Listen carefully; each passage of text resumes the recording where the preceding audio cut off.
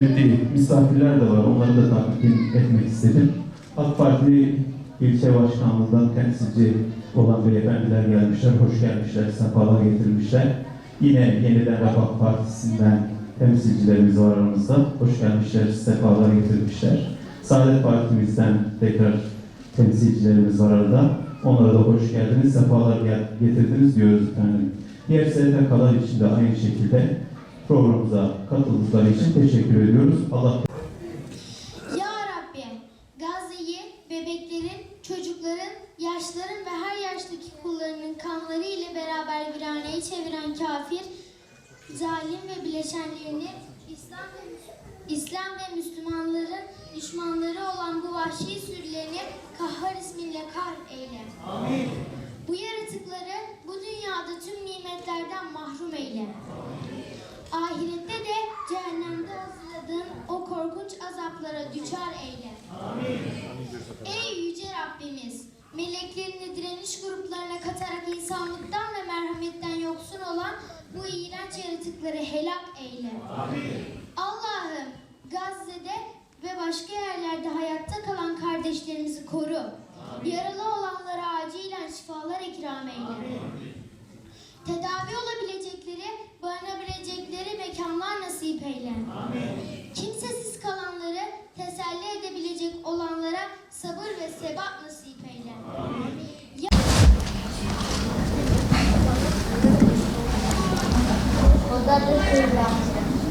أعوذ بالله من الشيطان الرجيم بسم الله الرحمن الرحيم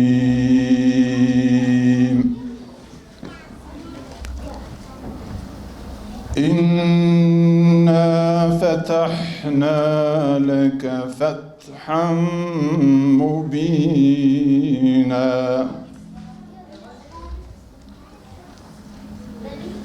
ليغفر لك الله ما تقدم من ذنبك وما تأخر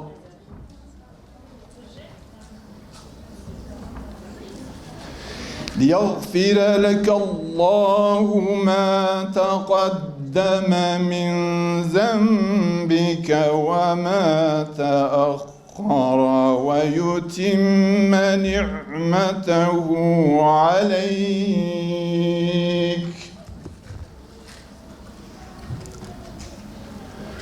ويتم نعمته عليك ويهديك صراطا مستقيما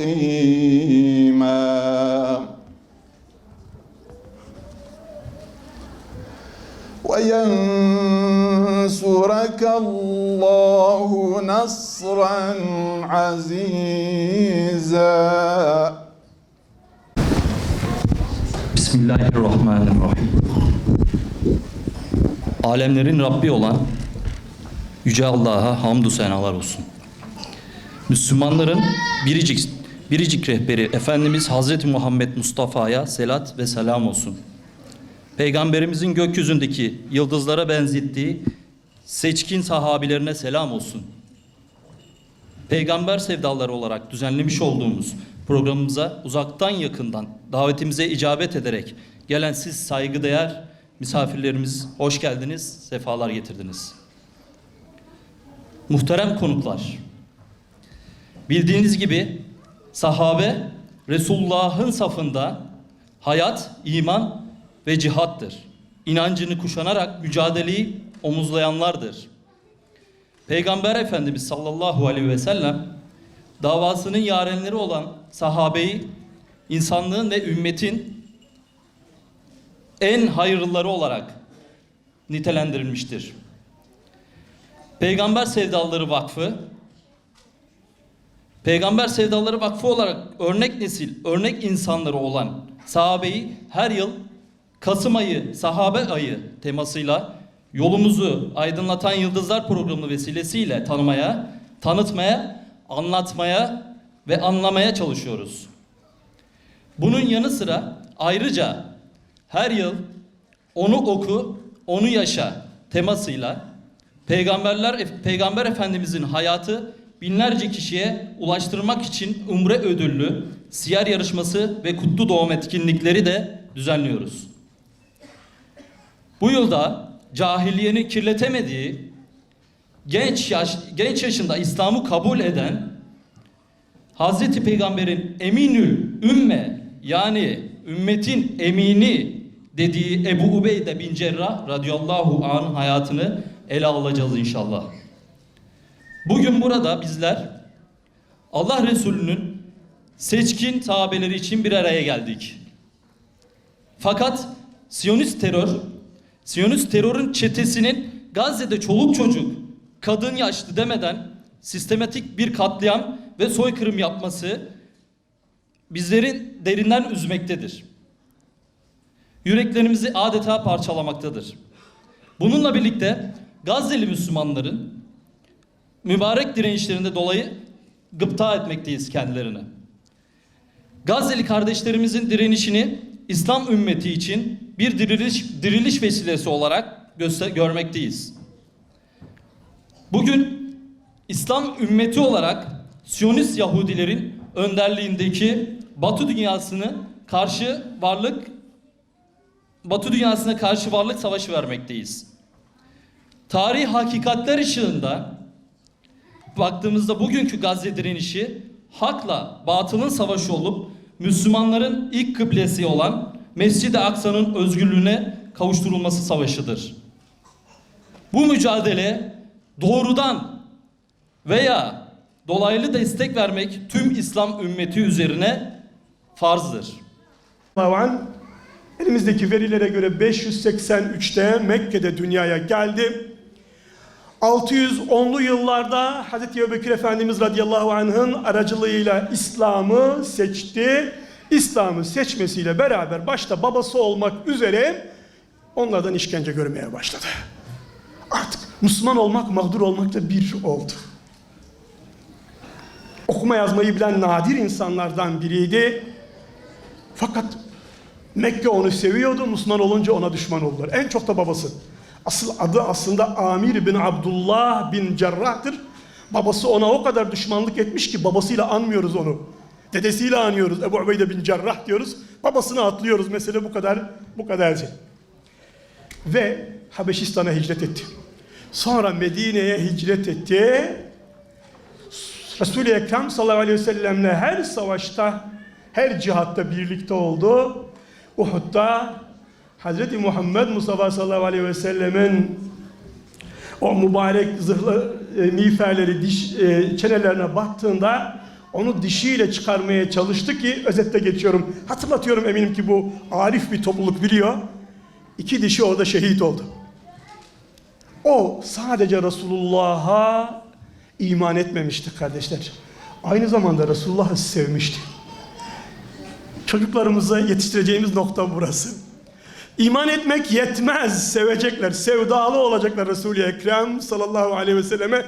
Selahaddin Eyyubi'den de bahsedeceğim. Resul-i Ekrem'i sevmedikçe iman etmiş olmayız. Ayet-i kerime böyle demiyor mu? Böyle diyor. Seveceğiz kardeşler. Bizim Resul-i Ekrem'i basit bir lider konumuna çıkarmaya çalışıyorlar. Postacı konumuna çıkar. Hayır. Onun sünneti sünnettir. Sünnet olmanın özelliği örnekliktir. Örneklik demek tekrarlanabilir demektir. Size anlattıklarım tekrarlanabilir. Buna inanacağız Allah'ın izniyle. Biz bunu başarabiliriz. Biz bunu yapabiliriz. Sonra Hendek'i hatırlayın. Ne diyordu Hazreti Muhammed Mustafa sallallahu aleyhi ve sellem? Bir vurdu baltasını. Ben Bizans'ın kapılarını açıyorum. Bir daha vurdu Sasani kapılarını. Bir daha vurdu Mısır'ın kapılarını. Ne dedi kardeşler münafıklar? Bu adam bizi aldatıyor, bizi kandırıyor. Yani diyorlardı ki bunun aklı eksik diyorlardı haşa. Matematiksel düşünüyorlardı. 2 kere 2 4 ile 3500 ashab 10.000 kişilik kuşatma Ahzab ordusunun hakkından çıkamaz iken nasıl olur kardeşler? Amerika'yı yenecek, nasıl olur Rusya için yenecek? Şimdi abim dese ki buraya dönüp kardeşler biz Amerika'yı 10 yıl sonra alacağız. Burada bazı abi dedi ki abi rüya görüyor, uçmuş diyecekler, öyle değil mi abi? Öyle diyeceklerdir. Öyle diyordu insanlar çünkü matematiksel akılla düşünüyorlardı. Ya ashab ne diyordu kardeşler? Allahu Ekber. Ne demek? En büyük Allah'tır. En büyük oysa Amerika ondan büyük değildir. Rusya ondan büyük değildir. Buna hakikaten iman ederek söylüyorum. Sasani, Bizans ondan büyük değil. Ashab inanıyordu. İman kardeşler. İman hakikaten uçurur. Neyle? Allahu Ekber lafzıyla beraber. La ilahe illallah Muhammedur Resulullah imandır. İman ettiniz, yerinizdesiniz. Böyle der de Allahu Ekber demezseniz kimse size karışmaz. Emin olun. Sadece la ilahe illallah Muhammedur Resulullah değil. Genellikle kimse size karışmaz. Bir de Allahu Ekber deyin. Allah Allah diyorlar. Bir de bunlar tekbir getiriyorlar diyorlar değil mi? En çok tekbirden rahatsızlar. Niye? Çünkü tekbir umuttur. En büyük Allah'sa önümüzde hiçbir engel yok. Hızla geliyorum bakın. Mu'te, Tebük. Hep nereye dönük? Hep Kudüs'e dönüktür esasen. Ve Tebük'e katılmayan münafık sayılmıştır.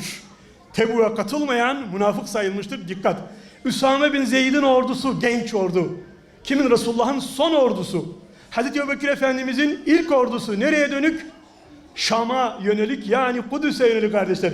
Resul-i Ekrem sallallahu aleyhi ve sellem bu mücadeleyi başlattı. Hazreti Muhammed Mustafa söylemişti. Hazreti Ebubekir dedi ki beni vahşi hayvanlar parçalasa bu davadan vazgeçmeyeceğim. Şam'a sonra ordular çıkardı Hazreti Ebubekir. Mürtetlerle savaştan hemen sonra. İşte o orduların genel komutanı önce Halid bin Velid idi. Sonra onun komutanlığına kim atandı? Ebu Ubeyde bin Cerrah. Halid de ona itaat etti. Ben komutanlık elimden çıktı, o halde geri döneyim demedi. Önce Halid bin Velid dedi. Uzun hikayeler, uzun meseleler. Ben özetle geçiyorum. Ebu Ubeyde bin Cerrah ordularımızın genel komutanıydı kardeşler. Onun vasıfları neydi? Mümindi kardeşler. Mümindi. Sonra emin idi, hatırlarsınız Resul-i Ekrem Necran Hristiyanlarıyla alakalı olarak dedi ki her ümmetin bir emini var. Ebu Ubeyde de benim ümmetimin eminidir. Hüdeybiye'de de şahittir o eminliğiyle alakalı olarak. Emin ne demek? Güvenilir demektir. Abi ne demek emin, güvenilir? Ben abiyi tanımadığım halde eğer onun emniyetine inanmışsam, emin olmasına, onun dediğini anlamazsam da peşinden gidiyorsam kardeşler onun emin olduğuna inanmışımdır. Yok ağabeyin peşinden gitmem için ağabeyin bana kitaplar dolusu izah yapması gerekiyorsa bu kavramaktır. Bu emniyet falan değildir. Bu emniyet emin olma hali sizin karşınızdakini anlamasanız bile onun emin olduğuna inandıktan sonra ardına vermenizdir. Kim emindi kardeşler? Muhammedül Emin, Muhammed Mustafa'ydı sallallahu aleyhi ve sellem. Allahu Ekber. Kardeşler Resul-i Ekrem'den kendimize bir vasıf seçip onu üzerimizde taşımak. İşte Ebu Ubeyde bin Cerrah, Hazreti Muhammed Mustafa sallallahu aleyhi ve sellem'den kendi üzerinde bir vasıf taşıyordu. Emin vasfını taşıyordu. Mesele budur. Kardeşler bu söyleyeceğim çok önemli. İslam iki şeydir. İman ve emniyet. Peşinden geleceğim bakın. İman ve emniyet. Allah'a iman, kendi aramızda emniyet, güven. Allah'a imanla Müslüman oluruz, muvahhid oluruz. Birbirimize güvenerek ümmet oluruz. Bu ikisi tamamlanmadan İslam ümmeti tamamlanmış olmaz. Allah'a iman edeceğiz ve birbirimize güveneceğiz. Biri bizi Müslüman yapacak, diğeri bizi ümmet yapacak. İman ve emniyet, yani güven. Peki güven ne getirir kardeşler? Birlik. Ne getirir? Birlik. Eğer ben Yusuf abiye güveniyorsam ona yaklaşırım. Onun etrafında toplanırım. Ümmet oluşur. Birlik nedir? Yüce Allah diyor ki bir ihtilafa düşmeyin, rüzgarınız dağılır. İslam ümmeti için birlik kudrettir. Vahdet, ittihat güçtür. Demişler ki bir eylemde bulunabilmek için şu şartlar gerekli. 1. Arzu olacak, istek olacak. 2. irade olacak. 3. Kudret olacak. İşte bu kudret nerede saklı? Kudret birliğimizde saklı kardeşler. Peki birlik nedir kardeşler? Birlik, birlikte çalışabilme ahlakıdır. Birlikte çalışabilme olgunluğudur, yetişkinliğidir. Yoksa ümmetin tümünü birleştiremezsiniz. Selahaddin Eyyubi de birleştirememiş kardeşler. Asla bu bir karşınızda hakikaten bu meseleyle ilgili binlerce sayfa doküman oluşturmuş bir kardeşiniz var. Yok mu? Herkes kafasından konuşuyor ya. Herkes kafasından konuşuyor kürsülerde.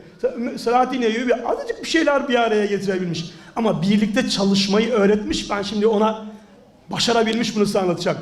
Eğer sizden 3 kişi bir arada farklı gruplardan oluştuğu halde, farklı ırk, farklı mezhep, farklı meslek tarzlarından oluştuğu halde bir araya gelip iş yapabiliyorsa İslam medeniyetini kurmuşlardır artık. Ümmet olmaya başlamışlardır. Ve güçlüdürler. O 3 kişi dünyayı fethedebilir. Bakın İstanbul'dayız. Osmanlı şehrindeyiz. Bir Osmanlı'dan, Kayıboyundan küçük bir topluluk gelir Bilecik taraflarına, Edibali, Şeyh Edibali ile buluşur. O Türkmenlerin gücü, kuvveti bir şeyhin şuuruyla buluşur. Dünyaya yepyeni bir imparatorluk meydana gelir. Mümkün müydü Moğol istilasından sonra 2 kere 2 4 ediyorsanız bu mümkün değil kardeşler. Anlaşıyoruz değil mi yani? Şimdi Ebu Ubeyde bin Cerrah'ın Heraklius'u yenmesi mümkün müydü? Bu ashab hiç general var mıydı aralarında? Profesyonel asker falan? Hayır hayır. Nerede karşılaştılar ilk kez? Hicri 13'te. Hendek Savaşı'ndan 8 yıl sonra dünya tarihinin en büyük savaşlarından biri. Kim var Bizans ordusunun başında? Heraklius'un yeğenleri, bazı Ermeni subaylar, 7 jet general, 200 bin kişi kardeşler. 200 bin kişi. Kıyamet kopsa bizim ordumuz 20 bin civarıdır. Ve biz yeniyoruz. Ebu Ubeyde'nin önderliğinde yeniyoruz. Ebu Ubeyde'nin önderliğinde. Orada Hazreti Ebu Bekir Efendimiz radıyallahu anh, mücahitlerin imamının onlara gönderdiği bir mesaj var ki kardeşlerime özellikle okumak istiyorum. Onlara gönderdiği metin şu: mücahitlere, sizin gibi kimseler azlıktan dolayı yenilgiye uğramazlar. Azlıktan dolayı yenilgiye uğramazlar. Fakat 10 binler günahlarından dolayı yenilir. Kendinizi günahlardan koruyunuz. Mesaj bu. Açık mı? Şerhe hiç gerek yok herhalde. Şerhe hiç gerek yok. Günahlardan sakınacağız. Dayanışma içinde olacağız. Ve zafere doğru koşacağız Allah'ın izniyle. Şimdi Avrupalı tarihçiler diyorlar ki mümkün değil Ecdadeyn'i kazanmak. Dikkat edin, tarih kitaplarında Ecdadeyn Savaşı hiç size öğretilmez. Bu oryantalist tarihi içerisinde. Halbuki Batı'da çok önemsenir. Kardeşler, 2 yıl sonra Yermük'te Heraklius'un oğlunu, kardeşini bir daha yeniyoruz. Birincisinde Heraklius Antakya'ya kaçıyor Ecdadeyn'den sonra. İkincisinde İstanbul'a kaçıyor. Elveda Şam diyerek. Ve gelip burada çıldırarak ölüyor. Kim bu adam? Tunus'tan gelmiş. İstanbul'da darbe yapmış. İmparator olmuş. Hem kiliseyi yeniden düzenlemiş hem Bizans ordusunu. Sasani'yi yenmiş. Kudüs'ü Sasani'den o kurtarmış. Rum suresine konu olan ayet-i kerimeler, Rum suresindeki ayet-i kerimelere konu olan mesele Heraklius'la doğrudan alakalıdır. Sasani ordularını yenen Heraklius, Mekke sokaklarında dayak yiyen Ebu Ubeyde yeniliyor. Farkında mısınız? Hocam ya vallahi siz bizi kandırıyorsunuz, aldatıyorsunuz. İnanın size aldatmıyorum. Bu yaşandı. Ama ben sabahleyin bir çok kıymetli bir iktisatçı profesör bana aynen şöyle, az kalsın kavga ediyorduk. Biz bunları yenemeyiz, imkansız dedi. İktisatçıydı, matematiksel hesap yapıyordu. Biz bunları yenemeyiz. Peki nasıl yendi? Yermük'ten 6 ay sonra, 6 ay bile değil aslında da 6 ay civarı Sasani ordularını da yeniyoruz. Sasani bitiyor.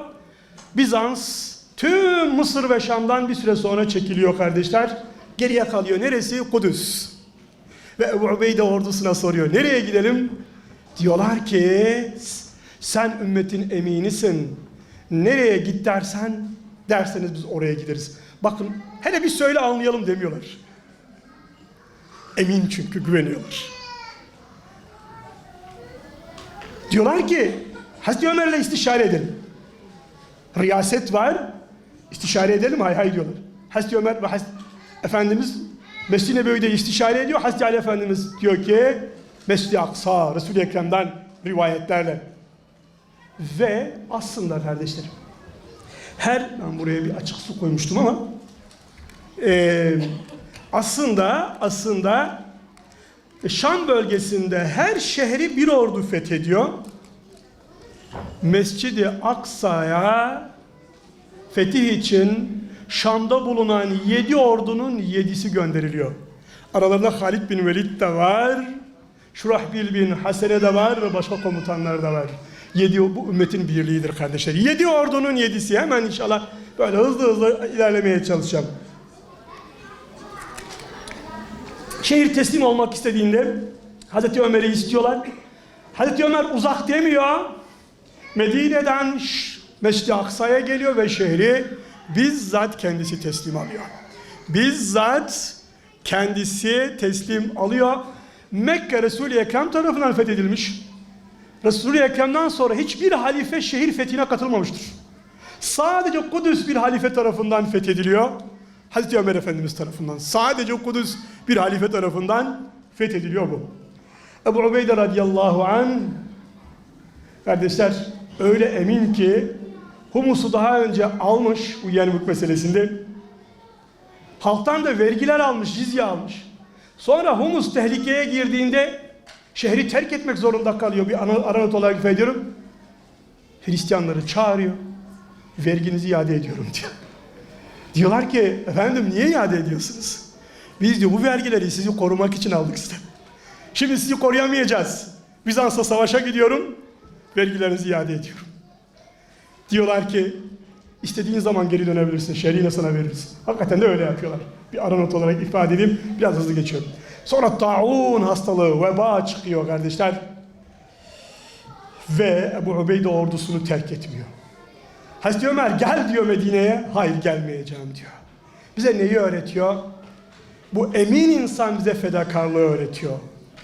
Şam tehlikeli bir bölge. Anadolu'da hala Bizans var. Tarih bize şunu göstermiştir. Şam ve Mısır bir olmadan Kudüs, Mekke, Medine'yi koruyamazsınız. Anadolu, Şam, Mısır bir araya gelmeden Avrupa'ya açılamazsınız. Ebu Ubeyde bunu anlamış. Terk etmek istemiyor. Taundan vefat ediyor. Kardeşler vefat ederken sizce ne nasihatta bulunuyor? Çok özetle böyle söyleyeyim. Sonra Selahaddin dönemine, sonra bugüne toparlayıp inşallah bitireyim. Bu aşire-i mübeşşereden olan büyük ashab ne diyor sizce? Ne diyebilir? İlk nasihatı ne olabilir? İlahi rıza için ilk nasihatı ne olabilir? Cihattaki bir mücahit ne tavsiye ediyor? Namazınızı huşu içinde hakkıyla kılınız. Kıyam. İslam kıyam ve secdedir esasen. Biz kıyam ederiz, kıyam ederiz ve secde ederiz. Hem karşı dururuz hem itaat ederiz. Haşa ilahi anlamında söylemiyorum. Orucunuzu tutun. Zekatınızı verin. Hac ve umrede bulunun. Birbirinize hakkı tavsiye edin. İdarecilerinize hayırlı nasihatlerde bulunun. Dal kavukluk yaparak onları aldatmayın. Çok mühim değil mi kardeşler? Dal kavukluk yaparak onları aldatmayın. Başka, sakın dünya hayatı sizi kandırmasın. Ki kendisi Hazreti Ömer onu ziyaret ettiğinde yere bir keçe seriyor. Gel yemek yiyelim diyor ya Ömer. Şimdi Heraklius'u yenmiş adam, yokluktan sonra varlık görmüş adam. Hazreti Ömer ağlıyor. Dünya seni değiştirmedi kardeşim diyor. Dünya seni değiştirmedi. Yaşıyor hakikaten bu insan. Personelimizle hedef arasında bir kopukluk var. Bir dava birliği yok. Ve İsrail sadece kendine Filistin sadece kendine komünist yetiştirmedi. Biz burada Kudüs'ü kurtaracağız. Ama sağ kesim, dindar kesim bakıyor ki onların sosyalistleri, Cengiz Çandar gibi sosyalistleri, bilmem ismini almak bile istemediğim başka bu milletvekilleri falan vardı.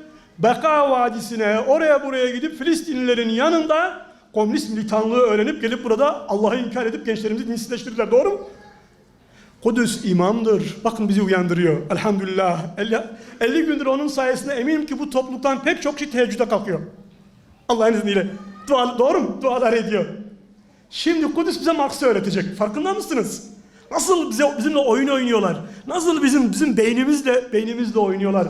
Bu alçaklar, bu edna topluluk, bu düşük topluluk nasıl bizimle oynuyor?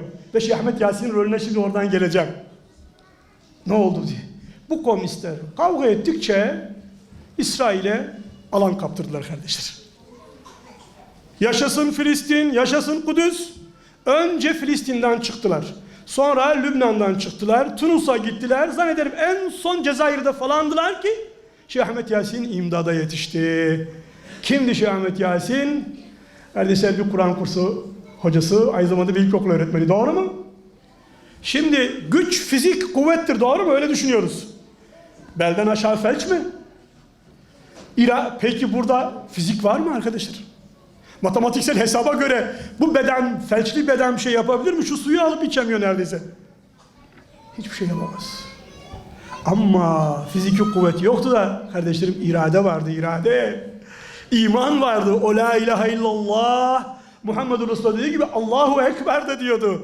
O çocuklara umudu öğretiyordu. Bizzat Sami Ebu Zuhri'ye sordum. Dedi ki 85-86'da dahi Filistin liselerinde dindar gençlik, komünist gençliğin yanında %10 bile değildi hocam dedi. %10 bile değildi. Çoğunluğu komünistti dedi. Ve şeyh şuna inandı. Bizim kudretimiz fiziğimizi aşar. Müslüman imkana teslim olmaz. İmkan üretir. Eğer Ebu Ubeyde bin Cerrah matematiksel hesaplar yapsaydı Hazreti Ömer'e mektup yollardı. Ya Ömer sakın delirme. Karşımızda 200 bin kişilik bir ordu var. Bizim ecnadeynde sayımız 21 bin. Bilmem Yermük'te 30 bin civarı. Onlar 400 bin civarı. Sen bu ümmeti helak etme. Vazgeç. Hicaz'a kapanalım. Dünya bunlara kalsın derdi. Doğru mu?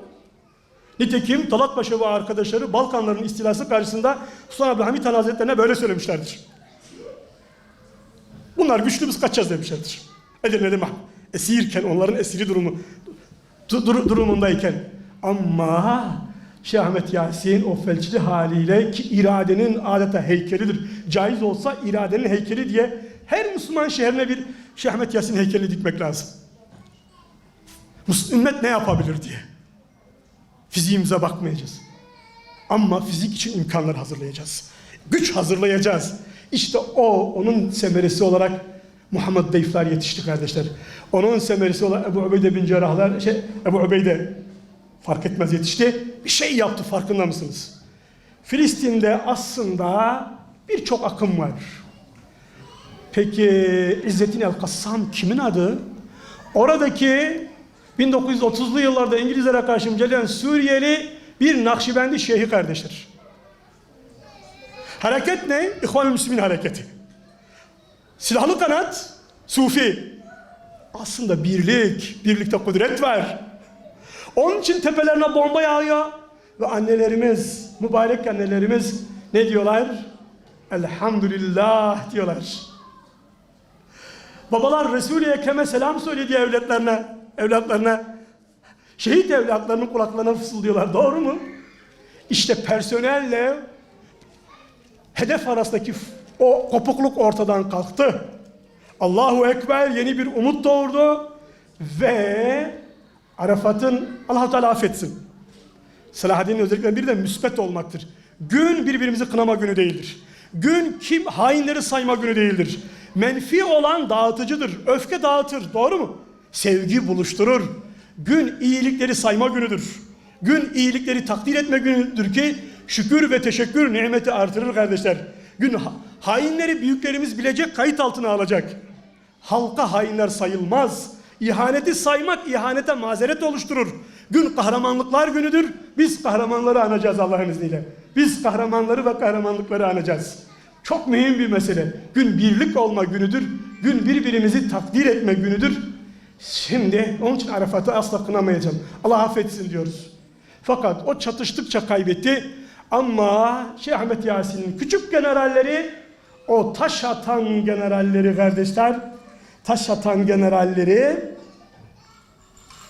Gazze'yi, Batı Şeria'yı Yahudilerden kurtardılar. O hale geldi ki İzak Rabin miydi? Hatırlayamıyorum, ben hep karıştırırım. Bir Yahudi gitti kendi başbakanını öldürdü ya. Kahrından. Bu Heraklius'un çatlamasına benziyor kardeşler bu. Biz bu işe alışığız. Biz onları hep çatlattık. Onun için lütfen kahrolmayalım. Sevinelim Allah'ın izniyle. Sevinelim, bilelim ki biz yüzümüz gülsün ki toplayalım insanları. İnsanlar etrafımızda toplansın. Yas yok. İnna lillahi ve inna ileyhi raciun. İçimiz kan ağlasa da zaferleri sayacağız. Allahu Ekber diyeceğiz ve her birimiz bu Kudüs davasını bu yönüyle anlatacağız. Selahaddin Hazretleri diyorlar ki evladını kaybetmiş bir anne gibi Kudüs'e doğru gidiyordu ve Müslümanların onu desteklemediğini görünce de vay İslam'ın haline derdi ama kimsenin Müslümanlar aleyhine konuşmasına müsaade etmezdi. Katkı vereninden de Allah razı olsun derdi. Birbirimizi teşvik edeceğiz Allah'ın izniyle. Birbirimize sahip çıkacağız. Hep beraber bir hedefe doğru koşacağız. Son cümle biraz 3-4 dakikada diyeyim bir tane. Bugünkü İsrail'i kuranlar sosyalistlerdir, hahamlar değil. Ama mevcut İsrail yönetimi 3 kesimden oluşuyor kardeşler. Bu bize büyük bir ders. Çok mühim. Düşmanın hali çok mühim. Komünistler. Bu Haaretz gazetesi ve çevresi. Sonra hahamlar. Aradaki sarhoşlar. Hep her sohbette söylerim. Kim? Netanyahu ve grubu. Bu sarhoş grubu dinsizle dindarın arasına girmiş, onları birleştiriyor kardeşler. Biz Müslümanlar niye buluşmayalım ya? Neden sufimiz, neden alimimiz, neden entelektüelimiz hep beraber, kadınımız, erkeğimiz, çocuğumuz bir araya gelmeyelim? Eğer siz kardeşler İstiklal Caddesi'nde kadah tokuşturan sarhoş oradan çıktığında Allahu Ekber Kudüs'ü kurtaracağız dediğinizde ona sarılmıyorsanız gel kardeşim senin yerin bu meyhane değil. Allah'ın izniyle seni götüreceğiz ve Kudüs'ü kurtaracağız demiyorsanız onunla buralarda dünya küfrü arasında bir dost olan politik günahkarları bir tutuyorsanız, zannediyorsanız o da kafir, o da onlardan günahkar, bu rezille bir araya gelemeyiz deyip lanet okuyorsanız bilin ki üst şuur oluşmamıştır. Üst şemsiye oluşmamıştır hala. Bu mümin ümmet dedik. İmam ümmettir. İmam önderdir. Tepeye çıkmalı. Mümkün oldukça kuşatmalı. Her la ilahe illallah diyen kim varsa bu şemsiyenin altına sığmalı kardeşler. Allah cümlenizden razı olsun. İnanıyorum ki bu topluluk bu şuurdaydı. Sadece zikretmiş olduk. İyiliği anmak zikirdir. Kötülüğü anmak tedbirdir. İyiliği anmak zikirdir. Kötülüğü anmak sadece tedbirdir. Böyle yerler zikir yerleridir. Kötülükleri anma yerleri değil. Biz düşmanımızı tanıyacak kadar söz ederiz. Aklınızda lütfen bugün Siyonistler kalmasın. Aklınızda lütfen bugün Yahudilerin buluşması kalmasın. Ebu Ubeyde bin Cerrah kalsın. Şeyh Ahmet Yasin kalsın. Ebu Ubeyde kalsın. Ve hep beraber Resul-i Ekrem sallallahu aleyhi ve selleme o salavat geçelim. Dilimizde hep o salavat olsun. Allahümme salli ala seyyidina Muhammed ve ala ali seyyidina Muhammed. Estağfirullahal azim ve netubu ileyh. Geceniz tekrar hayırlı mübarek olsun inşallah. Rabbim bu topluluğun evlatlarının arasından bir Selahaddin değil, 1000 Selahaddin nasip eylesin inşallah.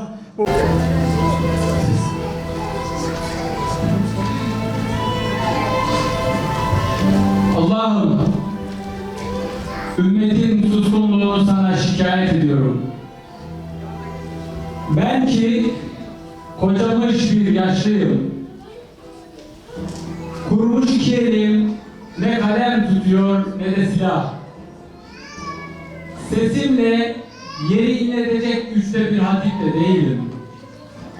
Ben ki saçları ağarmış, ömrünün son demlerinde türlü hastalıkların yıktığı ve üzerinde zamanın belalarını estiği biriyim. Tek isteğim benim gibi Müslümanların zaaf ve acizinden müteessir olanların yazmasıdır. Siz ey Müslümanlar, suskun ve aciz, helak olmuş ölüler, hala kalpleri sızlamıyor mu?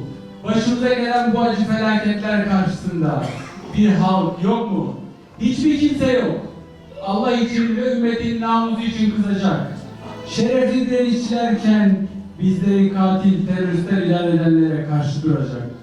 Bu ümmet utanmaz mı şerefi çiğnenirken? Siyonist katilleri ve uluslararası işbirlikçilerini görmezden gelirken omuzlarımıza el verecek ve gözyaşlarımızı silecek bir bakış. Bu ümmetin kurumları, sivil güçleri, partileri, teşkilatları ve bariz şahsiyetleri Allah için kızmaz mı? Tüm birden sokaklara dökülüp bizim için dua etmeye, ey Rabbimiz gücümüzü topla, zaafımızı gider ve mümin kullarına yardım et diye çağıramaz mı? Buna da mı gücümüz yetmiyor? Yakında bizim büyük ölümlerimizi duyacaksınız. O zaman alınlarımızda şu yazılacak: bizler direndik, ileri atıldık ve kaçmadık. Ve bizimle birlikte çocuklarımız, kadınlarımız, yaşlarımız ve gençlerimiz ölecek. Onları bu sus, pus ve böl ümmete yakıt yapacağız. Bizden teslim olmamızı ve beyaz bayrak dikmemizi beklemeyin.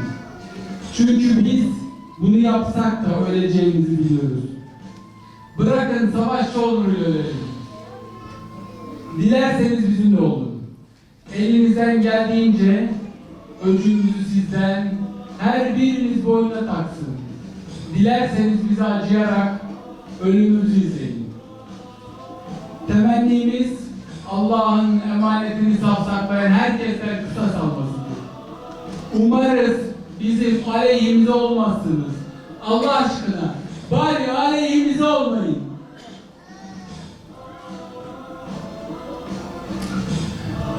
Ey ümmetin liderleri, ey ümmetin halkları, Allah'ım sana şikayette bulunuyorum.